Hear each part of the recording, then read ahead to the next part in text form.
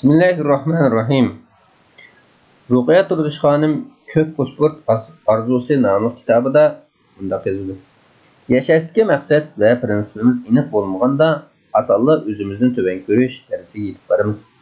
O'xshashlar milliy kimligimiz, milliy taqdirimiz va erkinligimizdan iborat barliq tushunchalar bilan shaxsiyatimizni bog'lay olmagan ahvol ostida adolat tuyg'umizda insonlarning eng aqlli axloqiy prinsiplaridan biri bo'lgan adolatning tarafini tutishni bilmaydigan holga kelamiz.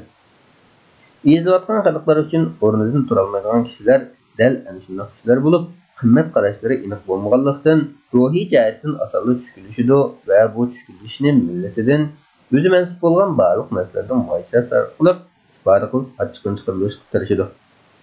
Og'rinishning ustiga yana nurg'unlarimiz umidsiz olib tushdi. Xitoyga qarshi turishda tayyorlanmaslik ayga chiqmaydigan bir yo'lmi? Biz xato qilyapmiz deb o'ylasak, yana nurg'unlarimiz biz Xitoyga qarshi chiqqanligimiz uchun Xitoy bizni bostirayotdi. Qarshi chiqmagan bo'lsak, Xitoy bizni bu qadar ig'ir bostirmagan, ular bilan kelishib yaxshi o'tgan, ko'p qon to'kilmagan bo'ladi deb o'yladik. Qarshiliklarni amaliyotda Xitoyning zulm keltirib chiqarayotganligini tushunishga jur'at qila olmadik.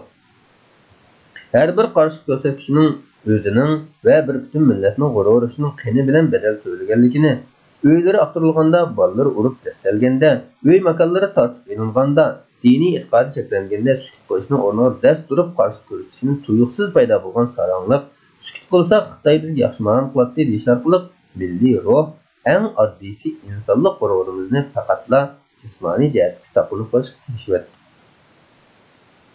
Kitobning tafsilotini qiziqsanglar, kitobni kitobxonlardan sotib olsanglar yoki qonunli a'zo bo'lish orqali kitobning to'liq qismini anglashni orzu qilib yozsanglar bo'ldi.